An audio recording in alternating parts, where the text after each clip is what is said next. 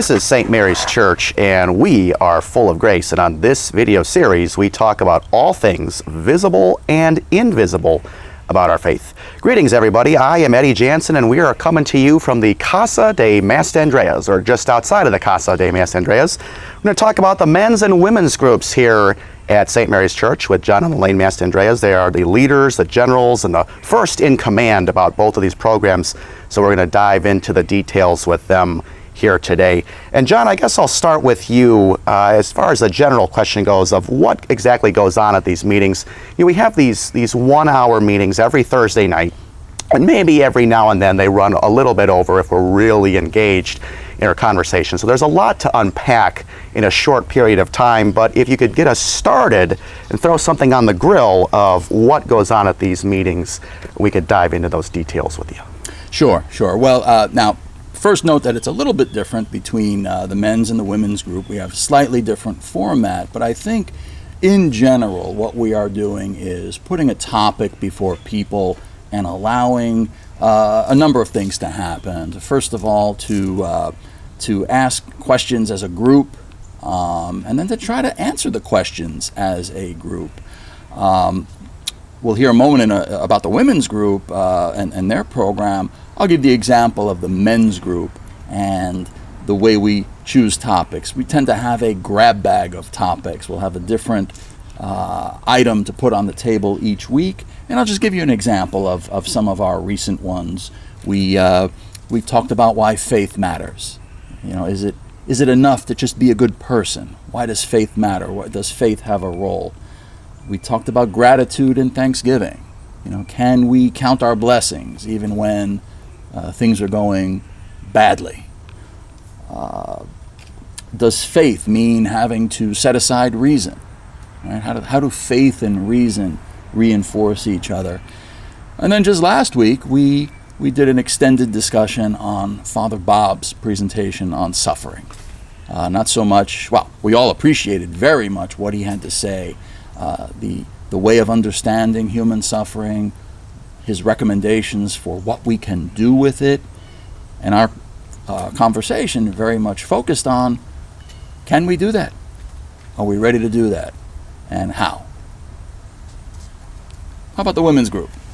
The women's group tends to use books or videos, and usually they're chosen by all of us. We kind of get together and decide what we'd like to do. And currently we're doing Having a Mary Heart in a Martha's World, which is based on the gospel story about Martha and Mary. And each chapter explores a little bit about different sections of that and brings it to our prayer life. All the women talk if they want to, if they don't want to. Everyone's given a chance to listen, talk, and do whatever they feel comfortable with. That's what we do. Fascinating. All right, John, when did these programs start? I know these programs have a little bit of history, but if you give us some details on that as well. Sure. Well, the men's group, I'll tell you the precursor to the Berea men's group. I joined the That Man Is You program that was being held over at St. Mary of the Falls, and that one started in September of 2015.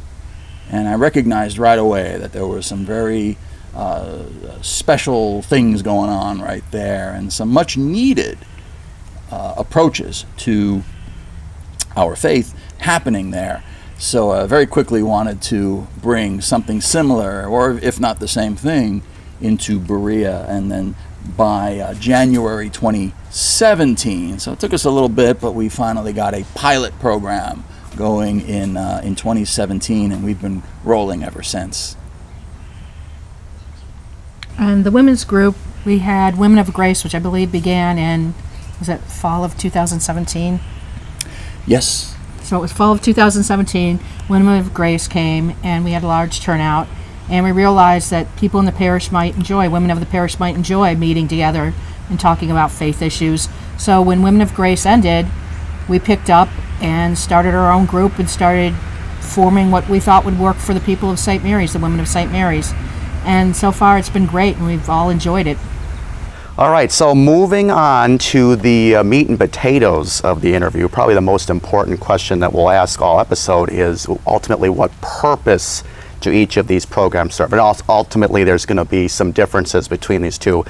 For me, myself, I can definitely say as a regular attendee of the men's group every week, I find it as a very useful tool to help me fine-tune my faith, to keep in touch with the faith, because I'm kind of at that point where, once a week, as good as Mass is on a Sunday, it's like I want to do a little bit more. I want to be a little bit more involved with it. If I can find, an extra day or two where I can devote an extra hour or so of my time to the faith just to kind of fine-tune it and practice it, that's what I ultimately get out of it. But John, what would you say is the designed purpose of the program, starting with the men's?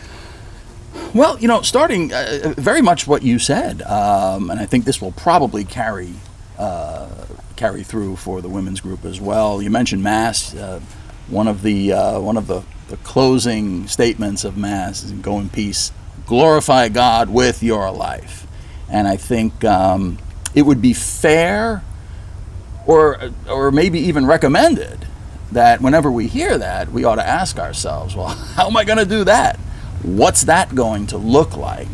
And I like to think of the Thursday evening sessions, the Thursday evening discussions, as an unpacking of that. Now, have we ever done that particular question specifically? No. But we get there by way of these other topics, that ultimately there's something that we are supposed to be doing. Can we figure out what it is, and where do we get the courage and wisdom to actually get that done? There are answers to that, and we do it individually because we must, but Thursday night is our chance to do it together as a group, as a community, and sort of create the community that we would like to see, let's say, the larger culture become. All right, so if we're uncomfortable with, to the extent that someone might be uncomfortable with the popular culture, with the secular culture, okay, let's be what that needs to be and let that seep through. How does that come forward through the women's group? I believe it's really similar, like what the women's group purpose is. We might say it slightly differently, but the whole idea is community, and a community of faith where we all are able to grow. We all take something away, usually from group, learn something, a different perspective on something. It's a safe place. Like, that people there are all trying to do the same thing you're trying to do, just trying to grow closer to God and trying to live out life as a Christian in a secular world and do the best you can. So it's a similar to the men, but different as the way women and men approach things differently sometimes.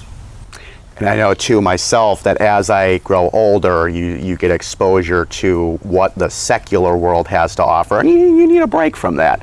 So if you're looking for a place that gives a message of hope and a message of victory through Jesus Christ, this is definitely the program for you. Building a positive culture around that and practicing and exercising your faith, keeping the wheels fine-tuned, if you will. So, guys, what has the response been? I feel the response to the group has been wonderful. Our group, what I love about it is we're all real different, but we come together in community, and we're all there for the same reason. Over the summer, we don't have to meet, and with COVID, it was really hard to meet, but the women's group, they didn't want to stop meeting. So at first, when we really couldn't meet, we did Zoom meetings and conference calls.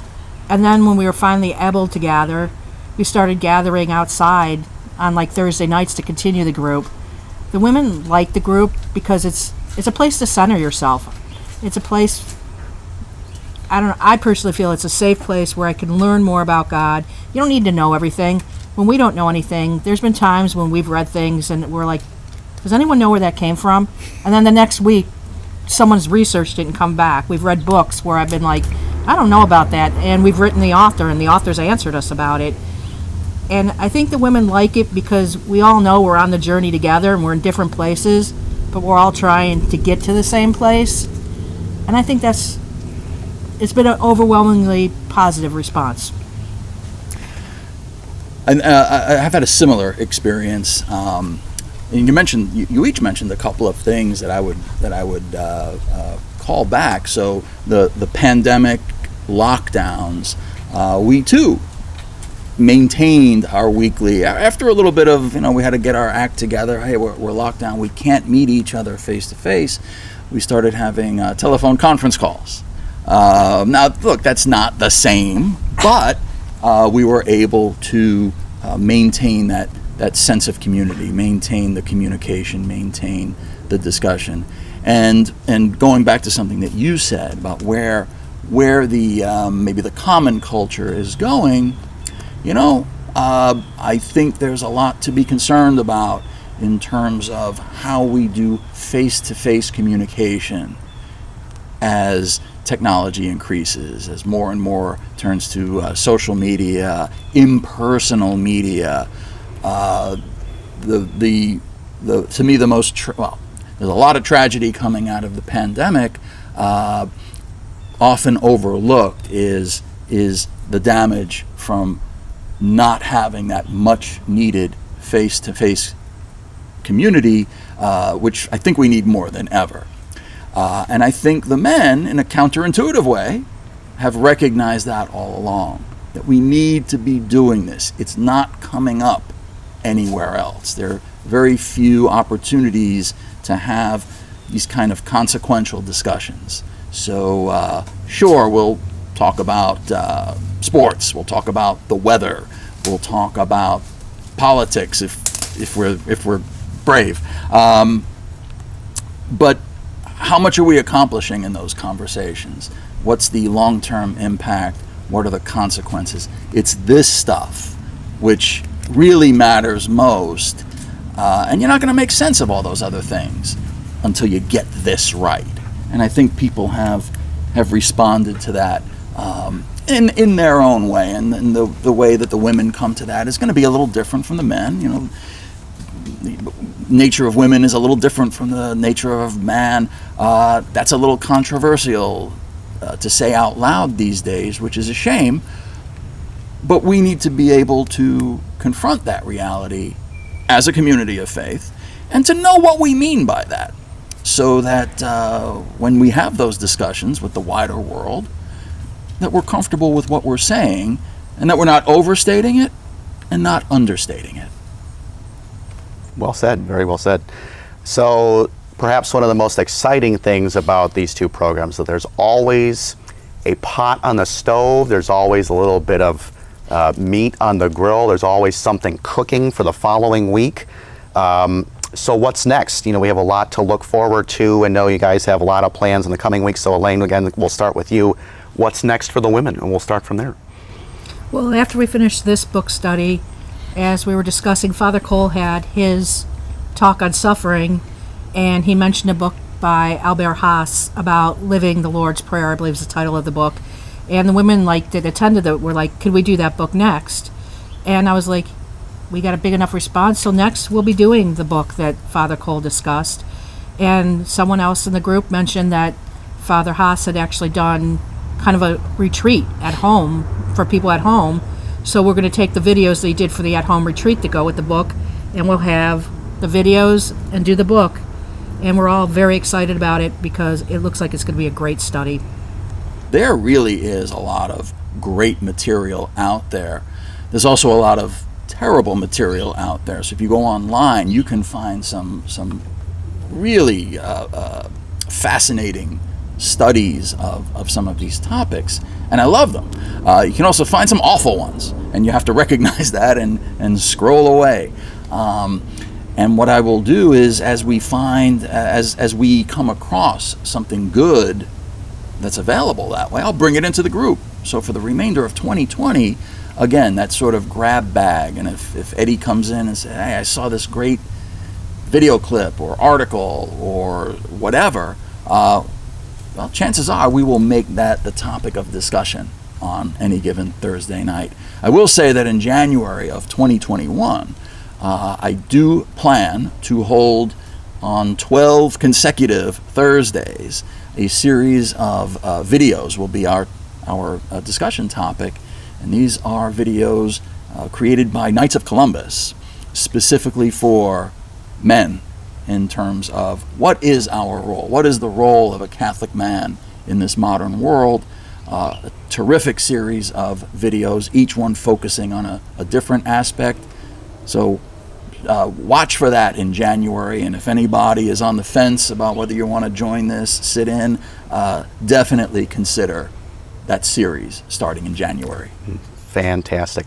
And my favorite thing too about this program, and specifically coming from the men's group perspective, I feel transformed every time that I go. There is going to be something in it for you, regardless of how much you know or don't know. I don't know a ton. I didn't know hardly much of anything prior to coming to these groups, but I have learned a lot. I've gotten a lot of good exposure, and at the end of the night, I feel at peace, and I definitely hope that all of you can come and feel that as well. So that's about it. That's about all the time that we've got for this episode of Full of Grace. So thanks, John and Elaine, for sharing your insight with us. And thanks to you for joining us on this full episode of Full of Grace. Our topics and questions, as John has hinted as, are drawn from the conversations that we have with the men's and women's groups. And if you have a question that you do want to contribute to the show, here's your invitation right now to come be a part of our Thursday evening discussions. Details are on the website. New participants are always welcome. So with that, I think we'll just about close in a prayer. So John, if you'd like to lead us.